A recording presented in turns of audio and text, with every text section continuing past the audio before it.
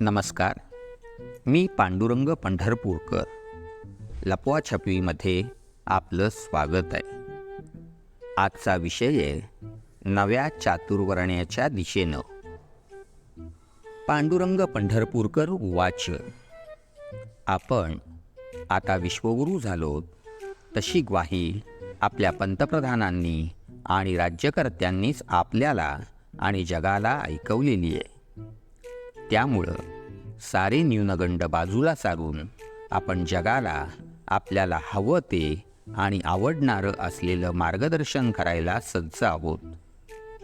आपल्या राज्यकर्त्यांच्या या साक्षात्काराला 6,060 कोटी रुपयांची दक्षिणा निवडणूक रोख्यांच्या रूपात याआधीच दिली आहे. तशी ती निवडणूक आयोगानं भक्तिभावानं सर्वोच्च न्यायालयाला आणि देशाला सांगितलेली आहे. एवढ्या मोठ्या पुराव्यानंतर आपल्या श्रेष्ठत्वाची शंका कुणालाही राहू नये. या अधिकारामुळं आपल्याला धर्म, राज्य, अर्थ आणि समाज या साऱ्याच क्षेत्रात सर्वांगीण बदल करण्याचे आणि सांस्कृतिक सुधारणा घडवण्याचे हक्क मिळाले आहेत. त्यानुसार आपण देशात नवा चातुर्वर्ण्य निर्माण केला आहे. प्राचीन वर्णव्यवस्था गुणकर्मावर आधारित होती असं म्हणतात, मात्र ते गुणकर्म मागल्या जन्मीचे असल्यामुळंच वर्णजन्मावर आले आणि त्यांचं जातीत रितसर रूपांतर झालं. आता ही स्थिती बदलून आपण नव्या व्यवस्थेला सामोरं जात आहोत. या व्यवस्थेची रचना वेगळी आहे. ती अर्थ, राज्य, धर्म, समाज आणि दारिद्र्य अशी पुन्हा 4 वर्गात विभागलेली आहे.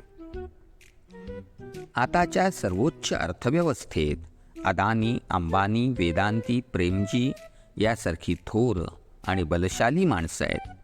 त्यांचा वर्ग देशात मोठाही झाला आहे. त्यांनी राज्यकर्ते आणि राजकारण आपल्या ताब्यात आणलं आहे. राजकारणाला चंदा द्यायचा आणि त्यामुळं मिंधे झालेल्या राज्यकर्त्यांकडनं धंदा मिळवायचा ही त्यांची कार्यपद्धती आहे.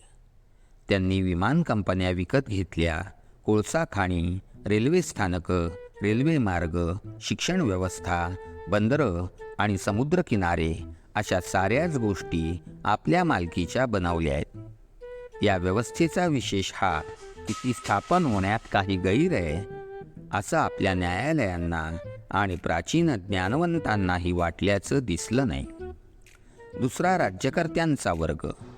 त्याला आता एकच काम उरलं आहे, लोकांचा पैसा घेणं, प्रसंगी तो बँकांमधनं काढून घेणं आणि तो या वरिष्ठांच्या अर्थवर्गाला देणं ही त्याची जबाबदारी झाली आहे. परिणामी 8 वर्षांपूर्वी जगात 690व्या क्रमांकावरचा धनवंत असलेला अदानी आता जगात 2ऱ्या क्रमांकाचा श्रीमंत झाला आणि एकाच दिवशी 33,000 कोटी रुपयांचा नफा मिळवताना दिसला.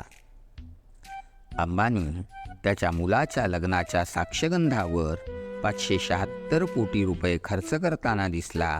त्यात एका नर्तकीला 15 मिनिटांच्या नाचासाठी त्यानं 74 कोटी रुपये दिले. यावेळी त्याच्या बायकोच्या गळ्यात 500 कोटींच्या हिऱ्याचा हार होता आणि स्वतःला अब्जाधीश म्हणवून घेणारे आणि आपल्या लोकप्रियतेची सतत जाहिरात करणारे नट त्या बेशर्मासारखे नाचताना देशानं पाहिले. तिसरा वर्ण संवेदनशून्य मध्यमवर्गीयांचा. तो थोडासा श्रीमंत आणि गरिबीच्या जरासा वर आला आणि आलेल्या श्रीमंतीवर प्रसन्न आहे. ती टिकावी म्हणून तो पूर्वीसारखा वरच्या 2 वर्गांना धरू नये. आपल्याहून गरीब असलेल्या वर्गाची त्याला काळजी नाही आणि बहुधा जाणीवही नाही. मार्क्स म्हणाला, मध्यमवर्ग क्रांती करतो, पण भारतातल्या मध्यमवर्गातली क्रांती केवळ दिसलीच नाही तर खऱ्या अर्थानं ती पेटलीच नाही. महागाई वाढली, पेट्रोल, डिझेल, गॅस आपल्या आवाक्याबाहेर गेले, जीवनावश्यक वस्तू महागल्या, तरी त्या सर्व आपल्या जाड कातळीवर आणि तेवढ्याच मारलेल्या मेंदूवर तो झेलतो आणि त्याविषयीची साधी तक्रारही तो करत नाही. या वर्गाकडनं आता कोणत्याही बदलाची किंवा लढ्याची अपेक्षा नाही. या वर्गासारखीच स्थिती आपल्या प्रसिद्धी माध्यमांची आहे. धनिकांना आणि राज्यकर्त्यांना आवडेल ते छापायचं आणि ते ज्यामुळे दुखावतील ते दडवायचं ही त्यांची आताची नीती आहे.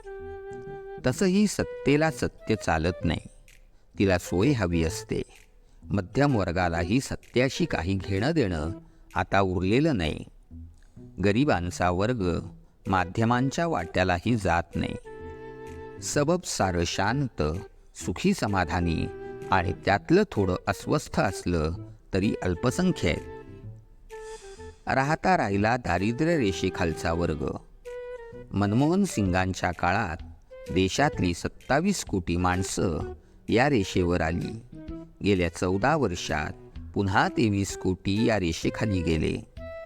पण आपल्या गरिबांना जाती, धर्म, आरक्षण, देव, धर्म, यात्रा आणि बाबाबुवा यांच्याविषयी जेवढं प्रेम आणि भक्ती आहे तेवढा विचार हा वर्ग आपल्या आर्थिक स्थितीविषयी आणि आपल्या नव्या पिढ्यांविषयी फारसा करताना दिसत नाही. जातींच्या मिरवणुका निघतात, पण त्या आरक्षण मागतात आणि सरकारातली माणसं त्यांच्या तोंडाला पानं पुसून त्यांना गप्प करतात. शेतकऱ्यांची आंदोलनं मोडतात. कामगारांची आंदोलनं संपली आहेत. आताची आंदोलनं जातींची आणि झालंच तर आरक्षणाची आहेत. या नव्या चातुर्वर्णाला बळकटी देणारी एक द्वेषाची बाजू आहे. ती मुसलमान आणि ख्रिश्चन या परधर्माविषयी आहे. देशावरचं आताचं संकट धनवंतांचं नसून परधर्माचं आहे असं वारंवार सांगितलं की लोक सारं विसरून गप्प होतात. मग त्यांना महागाई आठवत नाही, बेकारी जाणवत नाही आणि आपण दरिद्री होत असताना आपले देव आणि बाबाबुवा कोट्याधीश होत आहेत याचीही खबरबात त्यांना नसते. आम्हाला आमच्या दारिद्र्याहून अंबानीच्या श्रीमंतीचं कौतुक अधिक आहे. आपले पैसे खर्च करून दुसऱ्यांचं प्रेम पाहणाऱ्या सिनेप्रेमी लोकांच्या बुद्धीचाच हा वेगळा आविष्कार आहे. यातून राम, कृष्ण, साईबाबा, रविशंकर किंवा मोदी, शहा आणि त्यांचे भक्त आणि सहकारी आम्हाला वाचवणार नाहीत.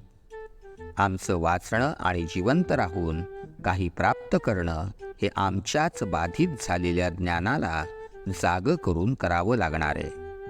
पण हे करायचं तर ते करू शकणाऱ्या हजारो प्राथमिक शाळा एवढ्यात बंद पडल्या आहेत. त्यात जिल्हा परिषदा आणि नगरपरिषदांच्या शाळा आहेत. यात गरिबांची मुलं शिकत होती. श्रीमंतांची पोरं खाजगी शाळेत जातात आणि लाखो रुपयांची फी भरतात. परिणामी दरिद्री वर्ग दरिद्रीच राहतील ही स्थिती कायम होते आणि श्रीमंतांचे वर्ग अधिक धनवान आणि बलवान होतील ही अवस्था उभी होते. चातुर्वर्ण्याचा नवा अवतार प्रस्थापित करून मजबूत करणारा हा प्रकार आहे आणि त्यासोबत आपल्याला जगायचं आहे. असं जगणं सुसह्य मानण्याची बुद्धी आपल्या साऱ्यांना लाभावी या शुभेच्छेसह आपला पांडुरंग. आपल्याला हे विडंबनात्मक निरूपण आवडल्यास लाईक करा, शेअर करा आणि सबस्क्राईब करा. धन्यवाद.